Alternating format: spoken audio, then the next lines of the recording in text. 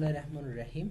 بریم به ادامه درس گذشته خود دوستا. خب روز گذشته ما شما در مورد مادربرد هم بحث کردیم، اپراتینگ سیستم هم بحث کردیم دوستا. ایکوئز ها چی هستن از لحاظ سورس کد، از لحاظ اینترفیس، همشان ما شما بحث کردیم و آمدیم بالای کامپوننت هایی که داخل مادربرد هستن. گفتیم کامپوننت های مختلفی داریم. یک از اونها میتونه سی باشه دوستا، بس آرکیتکچر، که بس ها امو یا پتوی که برش میگفتیم، اینا راه های ارتباطی هم برش میگن دوستا. راه هایی است که تمام کامپوننت های کامپیوتر به یک دیگه خود چی کرده؟ وصل ساخته، که با سی راه ها زیادتر اوقات از کاپر یا مس ساخته میشه. خب پس بعد از این میریم کامپوننت دیگه که در خود مادربرد وجود داره. چی هست؟ چپست ها. چپست ها دوستا مثلا امو سرکت ها یا چپ هایی هستن که فکر کنین اینا یک اینترفیس بین کی است؟ بین خود پروسسور و بالاخره بین مثلا دیوایس هایی که سرعتشان بالا هست. اینمی چپست ها چی میکنه؟ اونا را یک اینترفیس قرار میگیره، یک میانجی بینشان قرار میگیره. و کار خود چپست ها چی است دوستا؟ که میگیم اینا امو کانکشنشان کنترل میکنن، منیج میکنن، مدیریت میکنن. درست است؟ به این شکل. مثلا امروزه زیادتر اوقات شاید مادربرد ها را شما دیده باشین. معمولا ما شما دو نوع چپ داریم. صحیح است. این قسمت این مادربردی است که یک کم قدیمی تر هست، خب خیلی مشکل نیست. میبینید خود چپ های هم که ما شما گفتیم به این قسمت وجود داره. یک دانه اینی چپ داریم دوستان ما شما، و بالاخره اینی یک دانه اینی قسمت چپ داریم.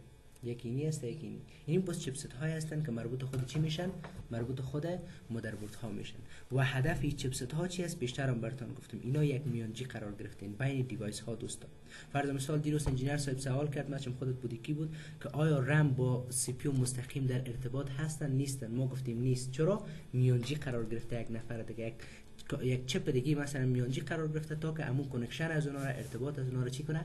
کنترل کنه، مدیریتش کنه یا منیجش کنه دوستا. درست است؟ پس همون چپست های را که براتون گفتم این قسمت ما شما داریم. و این چپ هایی که ما شما داریم دوستا چی ها را کنترل میکنه؟ فرض مثال مموری ها را کنترل میکنه و اکسپنشن کارت هایی که ما شما داریم، آن بورد پرفرنس هایی که داریم ما شما، آی او پورت ها، یعنی که خلاص تمام موضوعات کامپیوتر اینا چی میکنن؟ کنترل میکنن. فرض مثال اگر گرافیک کارت بخواد با خود سی پی یو ارتباط برقرار کنه، مستقیم این کار انجام داده نمیتونه. پس در بین از اینا یک میانجی قرار میگیره، اما چپست هایی که مربوط به کامپیوتر میشه. درست است؟ یا فرض مثال مثلا امو اکسپنشن کارت ها یا رم های کامپیوتر اگر بخواد ارتباط بگیره، یا فرض مثال سی پی یو، خلاص تمامش یو اس بی پورت ها، تمام از اینا اگر مثلا بخواین ارتباط برقرار کنن، ارتباط از اینا مستقیم نیست، بلکه در بین از اینا یک چپ وجود داره که ارتباط از اینا رو چی میکنه؟ منیج میکنه، کنترل میکنه. باز خوبی چپست ها دیگه چی است دوستا؟ مثلا توانایی کامپیوتر برای ما شما نشان میده که توانایی این کامپیوتر چه قسته. مثلا خودت یک کامپیوتر داری، میخوای بفهمی که تواناییش چقدر است دوستا.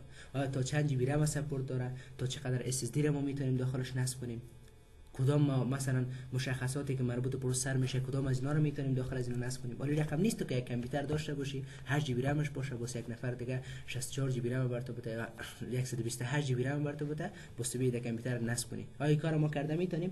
نه خیر. اینجا بس ما شما لیمیتیشن داریم که لیمیتیشن هاشون هم بس میخوانیم ما شما. هم از لحاظ سی پی یو لیمیتیشن داریم اگر هم تو مثلا میخواستی اپگرید کنی، هم از لحاظ خود مادربرد مثلا لیمیتیشن داریم، هم از لحاظ اپراتینگ سیستم لیمیتیشن داریم. درست است؟ به این شکل. یعنی خود چپست ها خوبیش هم امی از دوستا که برای ما شما مشخص میسازه که توانایی کامپیوتر تو چقدر هست. یعنی کامپیوتری که پیش تو هسته تو چند جی بی رم سپورت داره، یعنی کامپیوتری که پیش تو که هسته چقدر مثلا کدام مثلا نسل های سی پی یو یا پروسسور اینا سپورت دارن. صحیح است؟ اینا رو با شما چی میکنه؟ مشخص میسازه. بس ما در کل چپ ها اینا مثلا داخل محتویات داخلیش هم مثلا اوقدر ما چی ندارم، منتها میشه شما یک سرچ کنین دربارش، سرچ داشته باشین. درست است؟ خب بس ما در کل چند نوع چپ داریم در این قسمت دوستا؟ دو نوع در کامپیوتر چپ داریم. یکی چپ نورد بریج هسته. چی است دوستا؟ چپ نورد بریج هسته. و دیگه هم چپ ساوت بریج هست. چی است؟ نورد بریج و ساوت بریج. فرض مثال اینی خود مادربرد هسته. نورد بریج کدام باشه؟ ما شما میگیم همیشه فکرتون باشه نورد بریج نزدیک سی پی یو قرار داره. اینی چپ ای خود بالاش هیتسینگ است. یک چیز ما به نام هیتسینگ یاد میگیریم. هیتسینگ وظیفه‌اش چی است؟ خیر ببینید سرد کننده هست، یعنی گرمی رو جذب میکنه. این یک ما شما اگر بکشیم پایین از اینی شکل یک دانه چپ وجود داره که بس اون چپ شما به نام چی یاد میکنیم؟ به نام نورد بریج. و اوی که بس دورتر از سی پی ها قرار دارن اینا رو بس ما شما به نام چی یاد میکنیم؟ به نام ساوت بریج یاد میکنیم.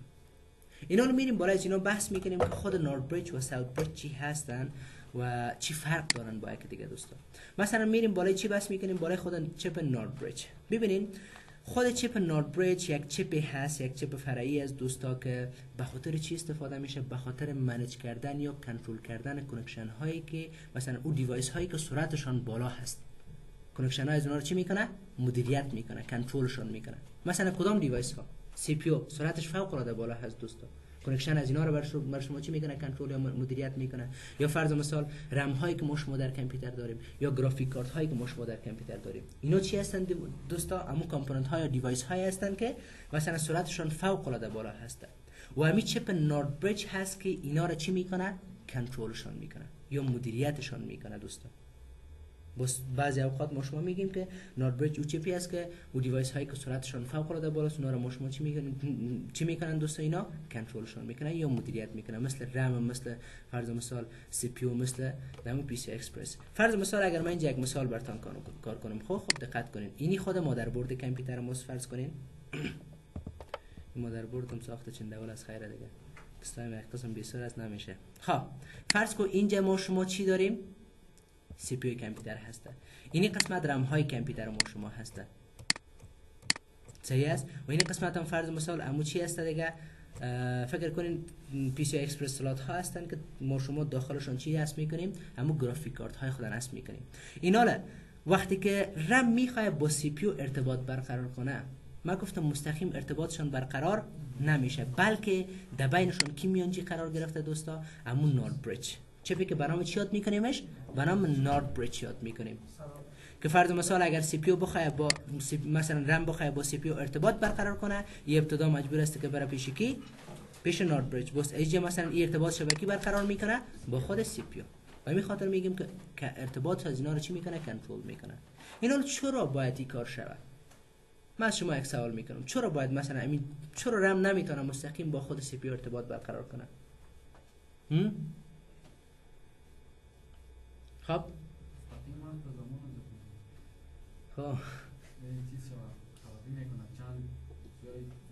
سعی کنین دوستا، یک دلیلش هم میتونیم منظم مثلا پیش میره ارتباط از اینا. فرض مثال من یک مثال اگر بر شما بدم، خب دقت کنین. خب انجینیر صاحب ما در جای فرض کنین رئیس است، صحیح است؟ همین تمام رئیس ها را اگر شما ببینین از خود چی داره؟ یک دستیار داره. نی چی میگن برش؟ منشی برش میگن. نی که همین منشی کارش چی است؟ میتینگ های از این کنترل میکنه، مدیریت میکنه. اینی تایم تو اینی وقت مثلا با اینی نفر مدیریت تو باید میتینگ کنی، ملاقات کنی، بالاخره تمامش. اینا یک نفر که بخواد با خود اون رئیس ارتباط برقرار کنه، آیا مستقیم میتونه؟ نه خیر. اول باید با کی ارتباط بگیره؟ با منشیش بس ارتباط از این با کی وصل میکنه؟ با خود مدیر. اینا رو فرض کنیم منشی نباشه، هر کس تو هم رفتی برو داخل دفتر رئیس رفتی، ما هم رفتم داخل دفتر رئیس میرم، دیگه مثلا نامنظمی به وجود نمیاد. بله این شکل خود کامپیوتر هم است دوست. یا اگر مثلا گرافیک کارت بخوای با خود سی پی یو ارتباط برقرار کنه، بس اون وقت دیگه ارتباط از اینا به شکل مستقیم نیسته. اول اینا با خود نورد بریج، چپی که برام نورد بریج داریم، با اونا ارتباط خود برقرار میکنن و بعد بالاخره با خود سی پی یو ها. پس چپی که به نام نورد بریج یاد میشه، شما فهمیدیم که چه رقم چپ از دوستا. چپی هسته که فرض مثال او دیوایس هایی که در کامپیوتر مثلا سرعتشون های اسپید است یا بالا هسته، اونا رو چی میکنه؟ کمیونیکیشن یا ارتباطشون رو مدیریت میکنه، منیجمنت میکنه، منیجش میکنه، مدیریتشون میکنه. بس اینی چپ ها که هستن از خود مدل های معمولا دو کمپانی است که چپ ها را میسازه، یکی کمپانی AMD است، دیگهش کمپانی چی است؟ انتل هست. بس چپ هایی که مربوط کمپانی AMD میشه اینا فرق میکنن، چپ هایی که بس مربوط کمپانی انتل میشه اونا فرق میکنن. فرض مثال اینی مادربرد است، من کدام چپ دیگه استفاده کردم؟ چپی که خود کمپانی AMD ساخته شه. اینا رو بس وقتی که چپی که مثلا مربوط کمپانی AMD میشه تو دی نصب کردی، باید پروسر کامپیوتر تو از کدام کمپانی باشه؟ از کمپانی AMD. این موضوع را متوجه باشین دوستا. اگر چپی که داخل می مادربرد تو نصب کردی و از کدام کمپانی باشه؟ از کمپانی انتل باشه، بس پروسری که باید مثلا به استفاده میکنی از کدام کمپانی باید باشه؟ از کمپانی انتل باشه. اینا رو فرض مثال اگر چپ از یک کمپانی باشه تو پروسر از دیگه کمپانی، بس هیچ امکان نداره. درست است؟ به این شکل. باز تمام چپ های از اینا از خود مدل های مختلف داره. فرض مثال اینجا ما شما یک مدل دیگه که داریم برام چی هست؟ B550 یا X570. اینا چپ های هستن که مربوط کدام کمپانی ها میشن؟ مربوط کمپانی AMD میشن. این شکل اینا موضوعات مختلف دارن یا مثلا مدل های مختلف دارن. یا فرض مثال Z490 این مدل است که مربوط کدام چپ میشه؟ کدام کمپانی میشه؟ کمپانی اینتل میشه. یا این شکل H410 اینا مربوط چی میشن؟ مربوط کمپانی اینتل میشن. یک قسمی که این قسمت هم برای شما نشان داده. PCI اکسپرس هست، سی پی یو هست، رم هست و در بین باز چی قرار گرفته؟ همون چپی که به نام نورد بریج یاد میکنیم. و اون چپ دوستا همیشه فکر کن باشه نزدیک چی قرار داره؟ نزدیک خود سی پی یو ها قرار داره. خب اگر یک مادربرد دیگر رو ما شما ببینیم، خب مادربرد کلان نیست. باز این مادربرد فرق میکنه. اینو باز براتون میگم که چرا. سعی که ما دیگه تنها یک دانه چپ داریم، او مینی است و این قسمتش ما دیگه کدام چپ نداریم. بس اینو براتون میگم. اینا مادربرد های هستن که نسلشون یعنی یک کم بیشتر هستن. نسلای 4 یا نسلای 3 یا نسلای 5 اینا شاید بیان در بازار کار. درست است؟ بس اینو براتون میگم. خب پس چپی که به نام نورد بریج یاد میشه ما شما فهمیدیم. اوکی؟ و دیگه چپی که در خود کامپیوتر داریم به نام چی یاد میشه؟ به نام ساوت بریج. ساوت بریج باز برعکس اون دیوایس هایی که سرعتشون پایین هستن اونا رو برای شما کنترل میکنن. مثل چی؟ مثل امو یو اس بی پورت هایی که ما شما داریم. مثل فرض مثال سریال پورت هایی که ما شما داریم یا پرالل پورت هایی که ما شما داریم. اینا رو تمامشون چی میکنه دوستا؟ امو کمیونیکیشنشون مدیریت یا منیج میکنه. چرا؟ فرض مثال امی یو اس بی پورت که اسو قرار کجا سرعتش مثل رم واری بالا هست نیستنی؟ پس به خاطر کنترل کردن از اینا ما یک چپ داریم به نام چی یاد میشه؟ به نام ساوت بریج. که ساوت بریج ها باز همیشه دورتر از خود سی پی یو ها قرار دارن. اینی چپ ما به نام چی یاد میکنیم؟ بالا از اینا معمولا هدسینگ می باشه. هدسینگ ها دوستا کدام ها هستن؟ فرض مثال اینی این از اینا ما به نام چی یاد میکنیم؟ به نام هدسینگ یاد میکنیم. اینا معمولا اینو فکر کنین که چی میکنن؟ اما گرمی رو اینا جذب میکنن. باز فنایی که بالای سر از اینا قرار داره باز چی میکنه؟ و گرمی رو اور اف کامپیوتر انتقال میده تا که همین چپ هم چی باشن؟ سرد باشن. این چپ ها چی باشه؟ سرد باشه. درست است؟ خب اینجا برای شما نشان داده که مثلا یک ما چپ نورد بریج داریم که نزدیک خود سی پی یو قرار داره و چپ ساوت بریج داریم که به خاطر کنترل کردن دیوایس هایی که سرعتشان پایین باشن اونا رو چی میکنه؟ برای شما مدیریت یا کنترل میکنه. منتها در مادربردهای جدید باز چه رقم است دوستان؟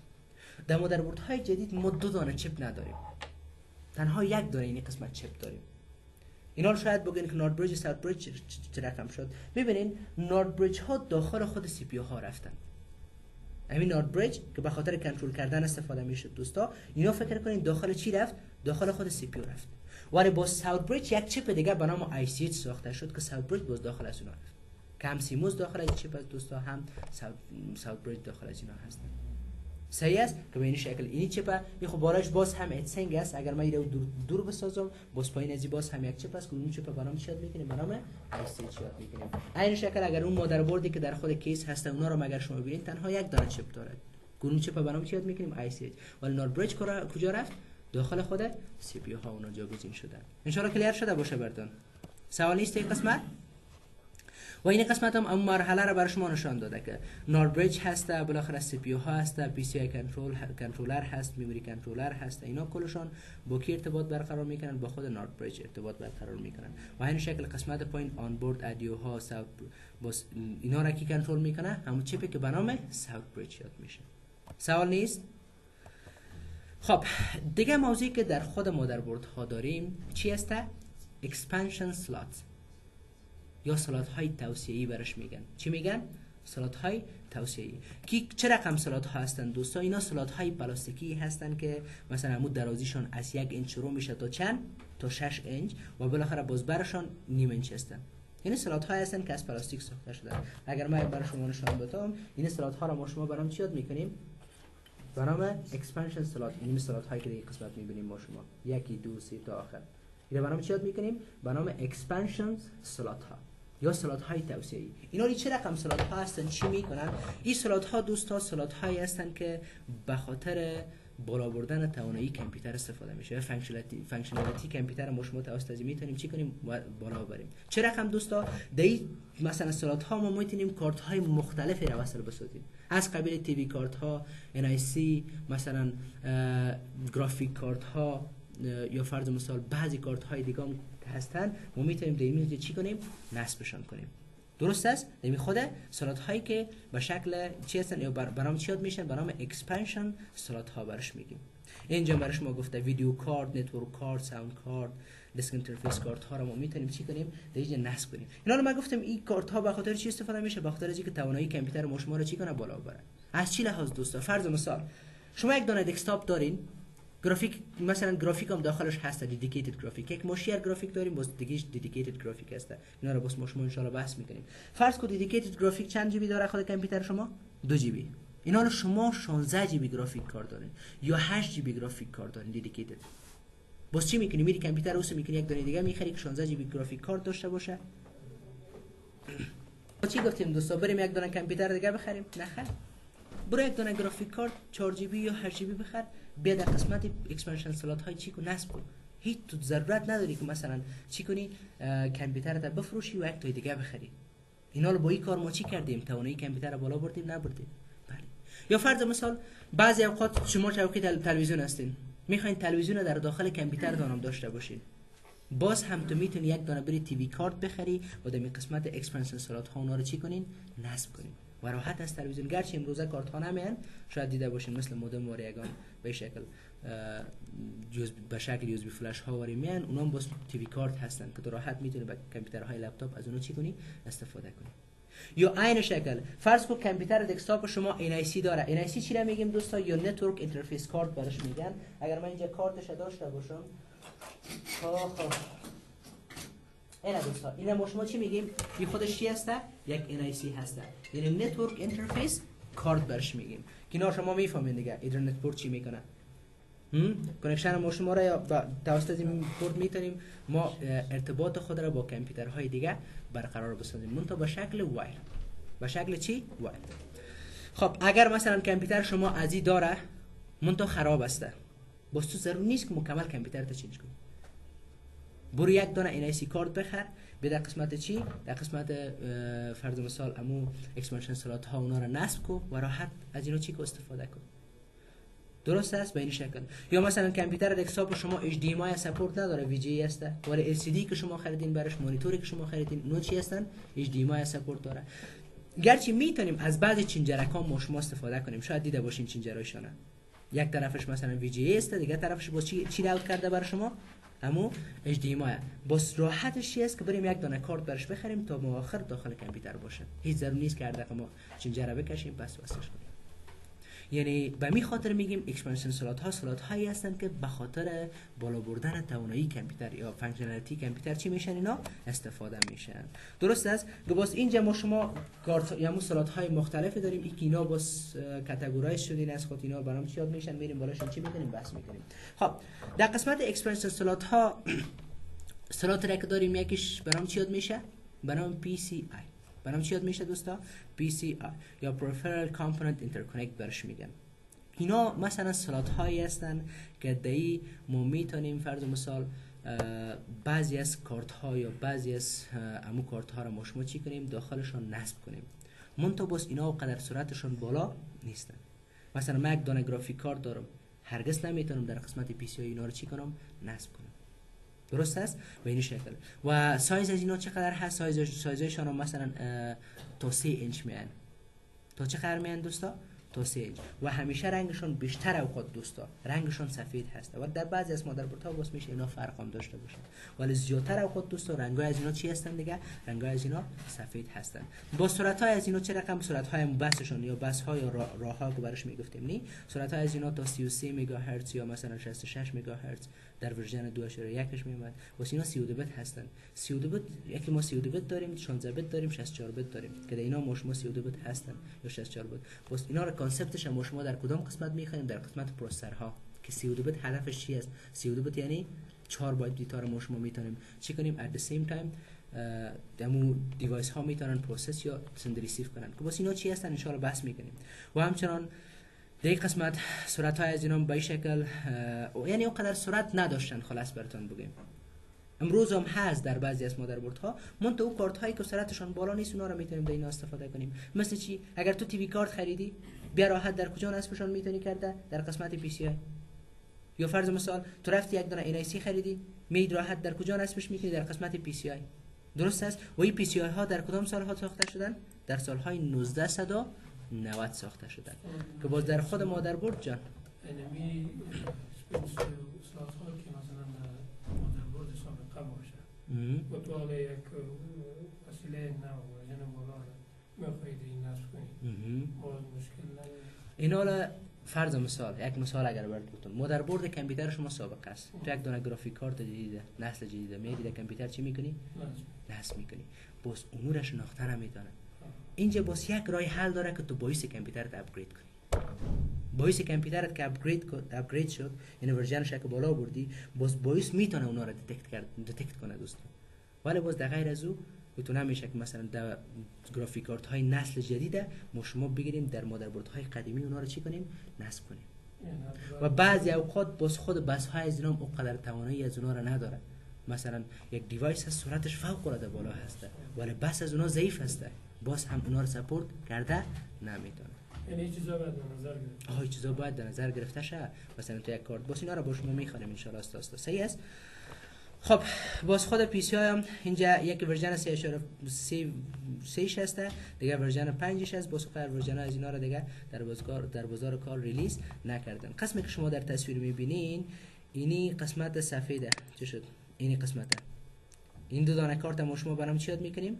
برام پی سی آی. یا فرض مثال اینی قسمت که ما شما داریم، یا فرض مثال در اینی مادربرد کدام قسمت شما برام پی سی آی یاد میکنیم؟ 1 2 3 این میسکی کارت. درست است؟ به این شکل. و همچنان دیجا باز رنگش یکم فرق میکنه. این قسمت هسته 1 2 3 اینا رو ما برام چی یاد میکنیم؟ برام پی سی آی. اگر متوجه هم باشین بسیاری اوقات در این قسمت هم نوشته می باشه. سیکو اینی مادربرد بگیریم اینی قسمت ها که پایینش نوشته می باشه. خدا کنه کامera خوب باشه. این کامera نشان براتون بود. خب ببینین. خب نه دیگه نشد. خب یک بار میشه ببینین دوستا این قسمت ها. من انجینیر صاحب بیره اون طرف چیکو سکدم پالیشون یا در چهار طرفشون نوشته می باشه که اینا پی سی آی هستن. چی هستن؟ پی سی آی هستن. دیدین؟ یعنی تانو پی سی آی 1 پی سی آی 2 پی سی آی 3 نوشته می باشه. این همین رقم است. بس اون کارت ها را برام چی یاد میکنیم؟ برام پی سی آی که اوقات سرعت از اینا بالا نیست. خب پس این ما شما فهمیدیم که پی سی آی چی هسته. باز بعد از این دیگه کارتی که مثلا دیگه موضوعی که در این قسمت دیگه سلات برام چی یاد میکنیم؟ برام پی سی آی اکسپرس یا ای برش میگن دوستا. چی؟ پی سی آی اکسپرس که باز اینا معمولا سلات هایی هستن که به خاطر نصب کردن گرافیک کارت استفاده میشن. ولی اگر تو یک دانه گرافیک کارت داشته باشی تو هیچ وقت نمیتونی اینا رو در قسمت پی سی آی نصبشون کنی. این یک دانه گرافیک کارت است، صحیح است. اگر ما بخوایم اینا رو به کامپیوتر خود نصب کنم، باز این قسمت دوستا ما شما چی داریم؟ یک دانه کارت دیگه به نام یا یک دانه سلات دیگه به نام PCI Express یا PCI E برش میگن که سرعت از اینا باز بالا هسته. چرا؟ گرافیک کارت های ما شما قوی هستند ولی PCI و غیر سرعت ندارن، توانایی از اینا ندارن که اینا رو مثلا سرعتشان رو کنترل کنن یا مثلا مدیریتشان کنن. و همین خاطر باز اینجا ما شما یک سلات دیگه به نام چی داریم؟ به نام PCI Express که باز اینا ریپلیسمنت شدین به جای کی؟ به جای PCI و EGP. سیکو در اوایل خود مادربرد ها تنها PCI داشت. تنها چی داشت؟ PCI. خب گرافیک کارت هایی که در سابق ساخته میشد اونقدر سرعتشان بالا نبود ولی گرافیک کارت هایی که باز یک کم قوی تر ساخته شد PCI هم در خود مادربرد ماندن، باز یک دانه سلات دیگه هم براش جور کردن. کو سلات برام چی یاد میکردیم؟ برام AGP یا Accelerated Graphic Port براش میگفتن. چی میگفتن؟ Accelerated Graphic Port که رنگای از اینا معمولا به رنگ براون یا نسواری میامد. مثلا اینی مادربرد نسبتا قدیمی هسته، یک خب PCI داره، درست است. پهلوی از این اگر شما ببینید برام چی یاد میشه؟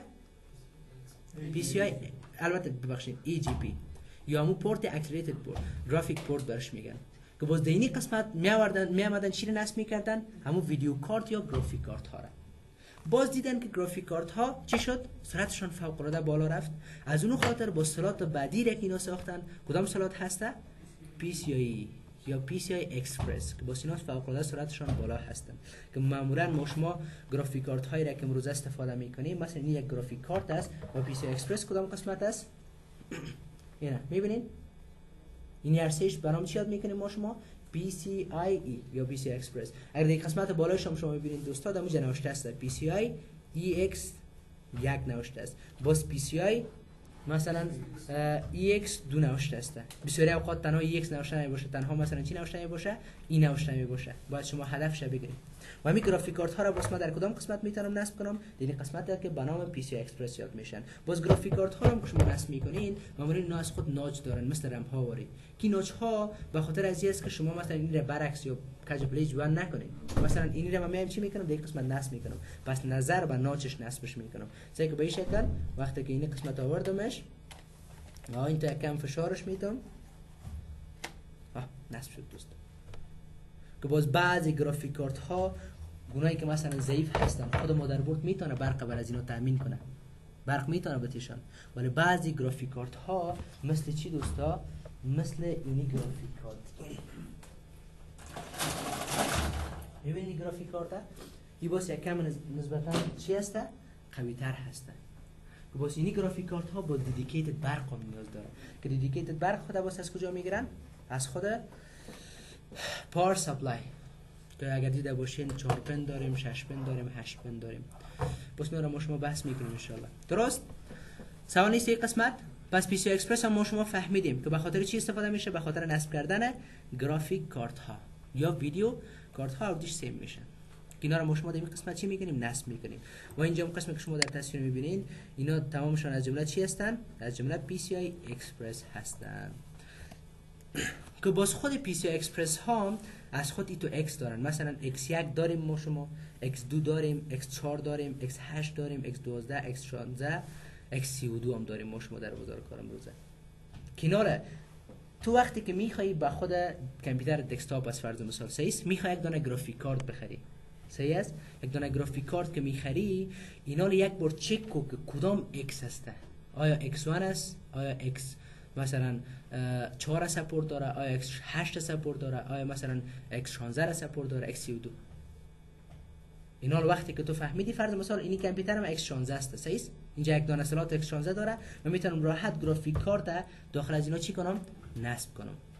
بس اونجا وقتی که تو میخواستی بری یک دانه گرافیک کارت بخری با دکاندار بگو که یک دانه گرافیک کارت برام X16 بده. X16 باز همون تعداد بنه هایشان فرق میکنه، باز براشون نشان میدم، صحیح است؟ خب و هر قدر اکسش بلند بره همون قدر دیگه چی میشه؟ سرعت مواصلات بیشتر میشه و میتونه کارت های قوی را سپورت داشته باشه. این دی ایکس یکش ما شما دال گرافیک کارت داریم بعضی اوقات، اما تو دی ایکس یک بسیاری اوقات باز ما شما این ای سی اینا رو نصب میکنیم، اونایی که قدر سرعتشان بالا نیست. خب این قسمت هم بر شما گفته. فرض مثال اینی یک سلاتی است که پی سی ایکس چند میگن برش؟ ایکس یک. صحیح است؟ ایکس یک باز چند پن داره در کل؟ 7 پن داره. این قسمت برای شما نشان میده.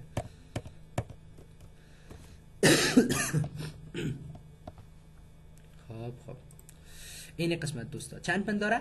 7 پن داره. باز مثلا سلاتی که مربوط چی میشه؟ X2 میشه. باز X2 ها کارت هایشان چند پن داره معمولا؟ 11 پن. یا فرض مثال اینجا X4 داریم، اینی باز X4 از 21 پن داره. باز X8 داریم، این باز چند از دوستا؟ X8 چند دانه پن داره؟ 38 دانه. باز X16 داریم، X16 چند دانه پن داره؟ 71 دانه. باز X32 که در مادربردهای جدید استفاده میشه، مادربردهای خصوصا که کامپیوترهای سرور و بالاخره یا کامپیوترهایی که گیمینگ هستن، یعنی قوی هستن. درست هست به این شکل. و اینجا برای شما گفته متوجه باشین یک موضوع. گفته اگر تو یک دانه کارتی داری که X1 است، صحیح است؟ که چند پن داره؟ 7 پن داره. تو اینمی کارت میتونی ده X1 هم وصل بسازی، ده X4 هم میتونی وصل بسازی، ده سلاتی که X8 است میتونی وصل بسازی و ده سلات X16 هم تو میتونی اینا رو چی کنی؟ وصل بسازی. فرض مثال چه رقم؟ اما این ایسی را که بیشتر براتون نشون میدم، اینا X چند هستن؟ X1 اصلی؟ بله. وقتی که میره بخوایم نصب کنم در کدام قسمت نصب میکنم؟ هم میتونم در سلاتی که X1 است، این قسمت اگر شما ببینین، هم در این قسمت میتونم نصبش کنم و هم میتونم در کدام قسمت دینی X16 میتونم نصبش کنم. سعی کو چه رقم؟ مثلا به این شکل میره چی میکنم؟ اینا نصبش میکنم. راحت میتونم از اینا چی کنم؟ استفاده کنم.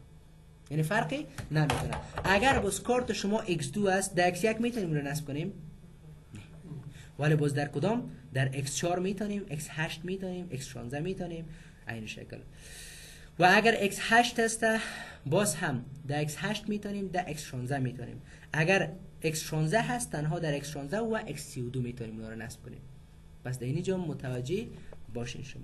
دلتان در X1 یا دلتان در X16 مثلا این کارت X1 از دوستا در X16 میتونید نصبش کنید، در X1 هم میتونید نصبش کنید، هیچ فرقی نمیکنه. باز این گرافیک کارتی را که ما دارم اینا باز معمولا X چند هستن؟ X16 هستن. درست؟ و اینجا برای شما کار موضوعات گفته X1 X4 X8 X16 و اینا هم سلات هایشان هستن. سوال نیست؟ no problem. آها. باز یک کارت دیگه که داریم برام چی هسته؟ رایزر کارت برش میگن. این باز رایزر کارت های هستن که در کامپیوترهای دسکتاپ استفاده نمیشن. در کدام کامپیوترها استفاده میشن؟ در کامپیوترهای سرور استفاده میشن. مثلا شاید شما سرورها رو دیده باشید. سیکو مثلا چه رقم در خود سرورها شما اکسپنشن سلات داریم. صحیح است؟ منتها باز در سرورها در کامپیوترهای عادی و دسکتاپ ما میتونیم سلات های خود را، همون کارت های خود را به این شکل نصب کنیم، ولی باز در سرورها این شکل نمیتونیم ما نصب کنیم. این شکل نمیتونیم نصب کنیم. بس اون وقت است که یک دانه رایزر کارت برشون خریداری میکنیم که یک دانه رایزر کارت در اون قسمت نصب میکنیم و این رایزر کارت 3 دانه کارت دیگر رو میتونیم در این رایزر کارت چی کنیم؟ نصب کنیم. منتها به چه شکل؟ به این شکل. به شکل خوابیده میتونیم. که واسه اون وقت کارت های زیاد رو اونا چی میکنن دیگه؟ سپورت میکنن. فهمیدین؟ واسه اون رایزر کارت ها هستن مثل سی ساکت ها ماری کار میکنن. مثل سی ساکت رو تا یک کیبلش در برق میزنی، صحیح است؟ و بر تو 4 دانه 5 دانه یا 6 دانه اوت میکنن. این شکلی نام هستن. یک شکل او سلات زدی بالاخره واسه یکی 2 3 دانه دیگه بر تو میتونه، یعنی 3 دانه کارت میتونی توی قسمت چی کنی؟ نصبشون کنی. راحت. واسه کارت کارا برام چی یاد میکنیم؟ برام رایزر کارت برش میگیم. کلیر شد؟ سوال نیست این قسمت؟ خب میموری سلات اکسپنشن سلات اخفا میدیم. کدام سلات ها را میگفتیم که باز در قاطشان EGP داشتیم، PCI اکسپرس داشتیم و PCI داشتیم و EGP گفتیم معمولا برنگ چی میه؟ برنگ براون یا نسواری میه که اینی هم کارت چی هسته؟ EGP هسته. که باز اگر شما دقت هم کنین این قسمتش نوشته هسته که EGP1 یعنی Accelerated Graphic Port. صحیح است؟ خب باز رم سلات چی هسته؟ سلات هایی هستن که اینا معمولا از پلاستیک ساخته میشن. منتها اینا به خاطر چی استفاده میشن؟ به خاطر نصب کردن رم ها یا رم بنک. بعضی کتاب ها باش اینا را به شکل رم بنک نوشته کردیم. این سلات ها را ما شما برام چی یاد میکنیم؟ به نام رم سلات یا میموری سلات یا فرض مثال رم بنک. فرق نمیکنه. قسمی که شما در تصویر میبینید. باز اون رم ها را شما میتونید در قسمت چی کنین؟ نصب کنین. مثلا کدام رم ها؟ باز خود رم ها از لحاظ فرم فاکتور به دو شکل هست. خب یک رم های دم داریم با شما و یک رم های چی داریم؟ سودم داریم. اینا معمولا رم های دم برش میگن. بزرگتر هستن و در کدام کامپیوترها استفاده میشن؟ در کامپیوترهای دسکتاپ استفاده میشن. باز اینا را شما در قسمت چی میکنیم؟ نصبشون میکنیم. و باز دیگه رم های سودم داریم. سودم نسبتا کوچکتر هستن. یعنی چین نیم از این رم ها میان که باز در کامپیوترهای چی استفاده میشن؟ در کامپیوترهای لپتاپ ها استفاده میشن. درست است؟ این که باز خود رم ها چی است؟ مثلا DDR1 SDR مثلا از لحاظ چینل کلش باز ما شما بحث میکنیم در وقت که رم رسیدیم. صحیح است؟ فعلا مادربرد ما شما بحث داریم.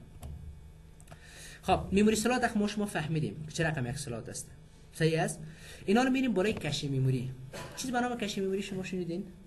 آها چی هستن اونا؟ حالا از اینکه بریم بالای کش میموری ها بحث کنیم، ابتدا خوبتر است میریم بالای چی بحث میکنیم؟ بالای خود میموری ها یا استوریج دیوایسز که برش میگیم. استوریج دیوایسز. مثلا در کل ما چند نوع استوریج داریم یا چند نوع فرض مثال میموری داریم که داخلش ما بتونیم اطلاعات خود را استور کنیم.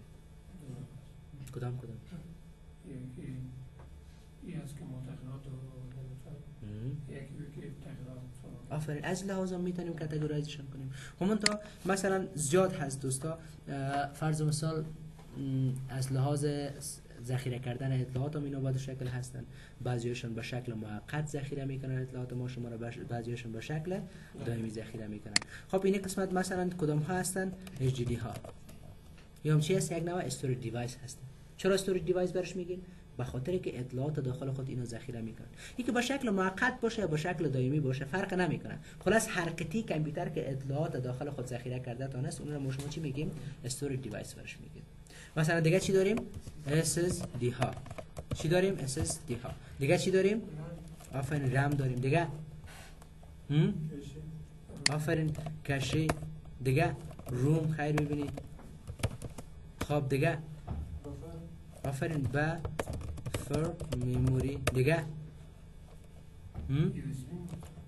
آفرین USB فلش ها. خب مثلا فلاپی دیسک ها. فلاپی دیسک ها را دیدین دیگه نه؟ آفرین اپتیکال درایو ها که من CD هم میشه، DVD هم میشه، BD هم میشه. دیگه آفرین رجستر خوبش که از جمله فسترین حافظه ها هم در بین حافظه ها هستند. خب یعنی زیاد هستند دوستا. خب اینا باز تمامشون از جمله چی هستن؟ استوریج دیوایسز هستن. یعنی اینا استوریج مثلا قطعاتی هستن که داخلش میتونن مثلا معلومات داخل خودان میتونن چی کنن؟ ذخیره کنن. یکی با شکل دائم باشه و با شکل موقت باشه فرقی نمیکنه. من تو دقیقاً از اینا ما شما عکس برنامه کش مموری داریم. کش مموری ها چی هستن؟ قسمی که دوستتان گفت کش مموری ها دوستا اینا یک مموری هستن که اسمال هست و فست هم است و یک میانجی قرار گرفتین بین کی؟ بین سی پی و رم ها. چرا میانجی قرار گرفتین؟ ببینید دوستا قبلا ما شما چیز برنامه کشی نداشتیم. خب بین رم ها و سی پی ها دوستا برای مثال اطلاعات چی میشد؟ سند ریسیو میشد. خلاص بس اینجا رم سرعتش بالا بود، همین شکل سی پی هم سرعتش بالا بود و بسیاری اوقات بس بین از اینا چی میشد؟ تو اختلالات به وجود میومد. و مو خاطر گفتن البته سرعت از اینا باسو قرار سرعت هم نداشتن قبل از کشی و قرار سرعت هم نداشتن. باز اونا تصمیم گرفتن تا کش مموری ها را بسازن کش مموری ها را تا که فکر کو یک دستیار شبکی به خود سی پی و خود سی پی را کمک کنه در گرفتن چی؟ در گرفتن اطلاعات. رم هم سرعتش بالا بود، سی پی هم. اینا رم تو زود برای خود کی اطلاعات میداد؟ به خود سی پی. با سی پی یگان دفعه گیچ هم میشه. بس همون خاطر اینجا کش مموری ها هستن فکر کنین یک دستیار قرار گرفت بین کی؟ بین خود سی پی و رم ها که تا که مثلا سی پی را کمک کنه در گرفتن چی؟ در گرفتن اطلاعات. که واسه اینا 3 لول دارن. چند لول داریم دوستان ما شما در خود قسمت کشی ها؟ 3 لول داریم. لول اول برش میگن، لول دوم برش میگن، لول سوم برش میگن. قبل از اینکه باز اینجا برای شما گفته که لول اولش دوستا اسمال هست، یعنی حافظیش کوچک هست، منتها نسبت به دیگه‌اش فست هست. و باز لول دومش دوستا چه رقم هسته؟ یعنی اینا حافظیش متوسط هست منتها سرعتشان هم متوسط هستن. و لول 3 حافظیش زیاد هست منتها غیر اسپید نداره. اینا رو چه رقم؟ اینجا من به شما تشریح میکنم. فرض مثال شما یک دانه چی دارین؟ یک دانه مادربردی دارین که ساخته چند لول هست؟ الله خیر شما میره دیگه مادربرد فکر کنین. خب فرض کو اینجا ما شما چی داریم؟ سی پی یو داریم. درست است؟ اینجا رم های کامپیوتر ما شما قرار گرفته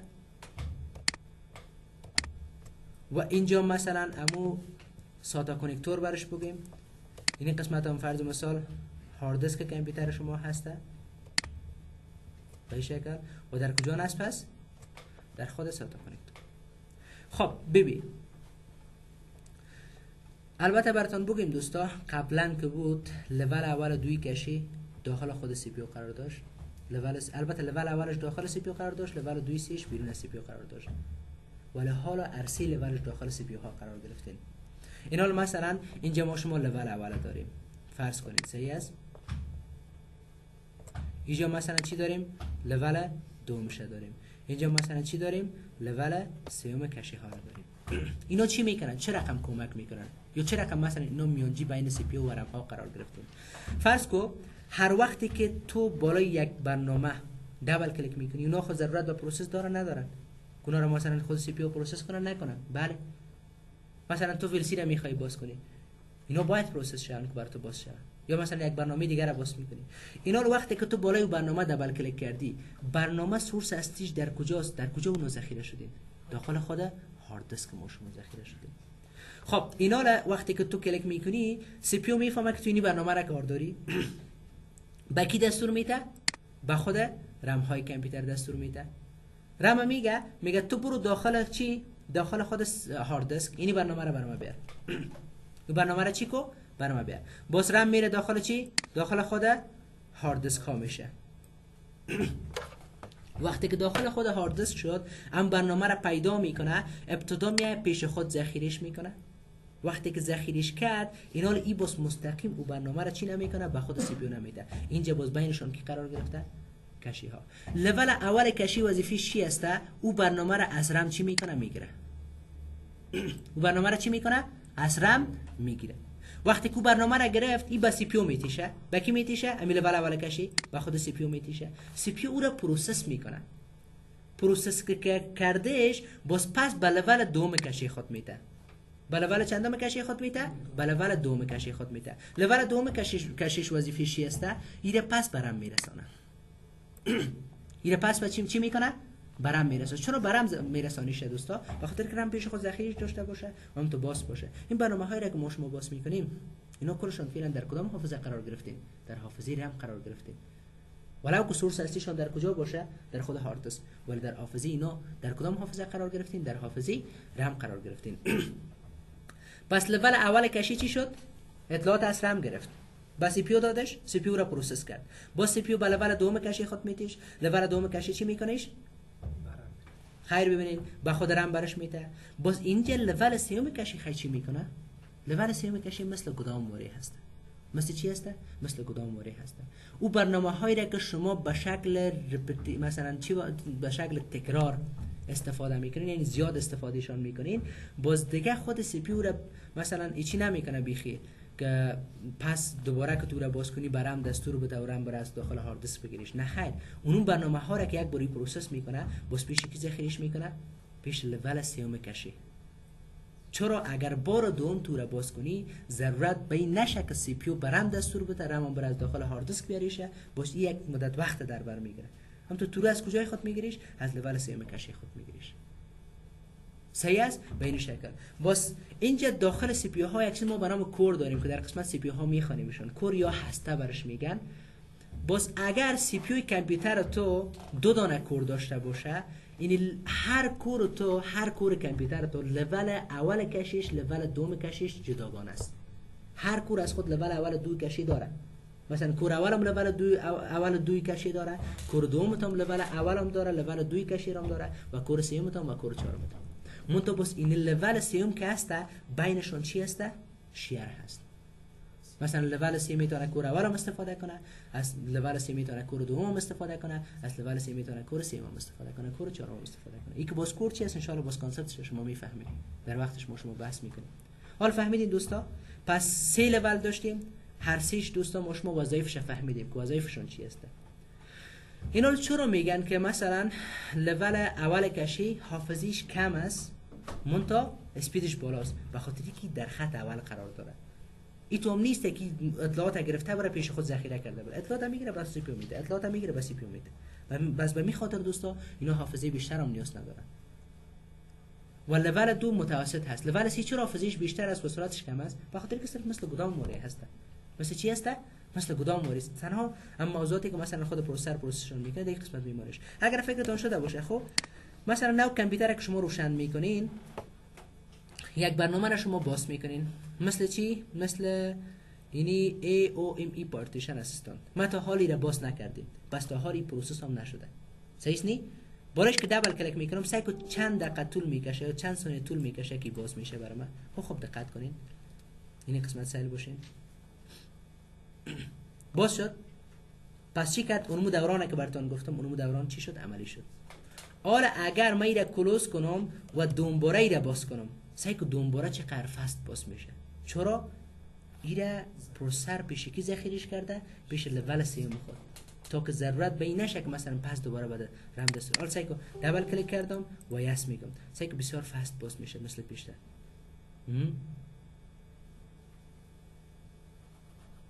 درست است؟ حالا همون چیز شد، خب تو تغییرات شما نخواد دیده باشین، واسه بستگی به سرعت کامپیوتر شما هم داره، متوجه باشین.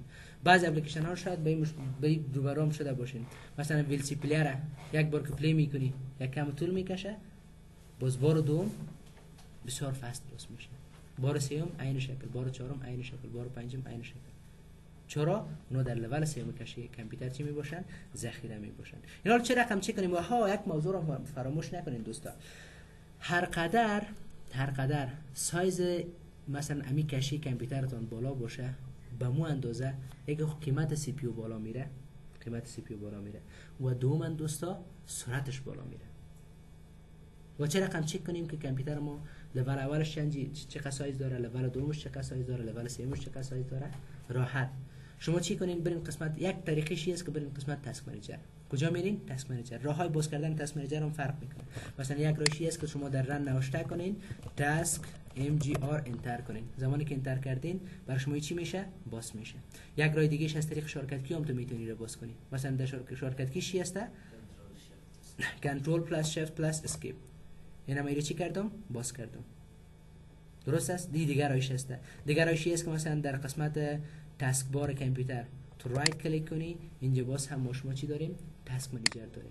پس بالای تاسک منیجر ما کلیک کردم، باز باز شما برین قسمت پرفورمنس. کجا میریم؟ پرفورمنس. اینجا که رفتین بالای سی پی یو کلیک کنین، این قسمت پایین میبینین چند لول کشی داریم دوستان ما شما؟ لول اول، لول دو، لول سه. گفتیم لول اول سایزش کم است، منتها سرعتش بالا هسته. این چقدر سایز داره؟ 256 کیبی. لول دو سایزش متوسط است، منتها چی از دیگه؟ سرعتش هم یعنی متوسط هست. لول سی کشی سایزش بیشتر هست، منتها سرعتش هم کمتر هست. یعنی 8 ام بی داره.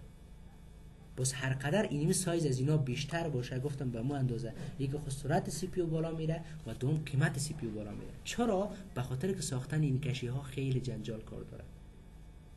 یعنی خیلی مثلا همین کمپانی ها رو چی میکنن؟ یکی رم از دوستا، رم تو 128 جی بی شم داشته باشی هیچ مشکل نیست.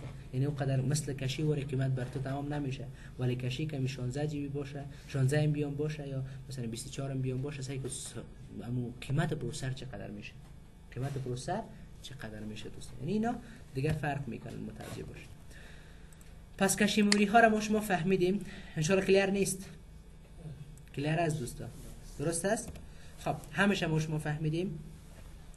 و اینجا هم گفته که level C کشی larger and slower than level 1 and level 2 and is usually shared among all processor cores. بیشتر براتون گفتم level C بین تمام کورهای پروسسور چی هسته؟ شیر هسته، ولی بس level اول دور هر کور از خود جدا کنه داره.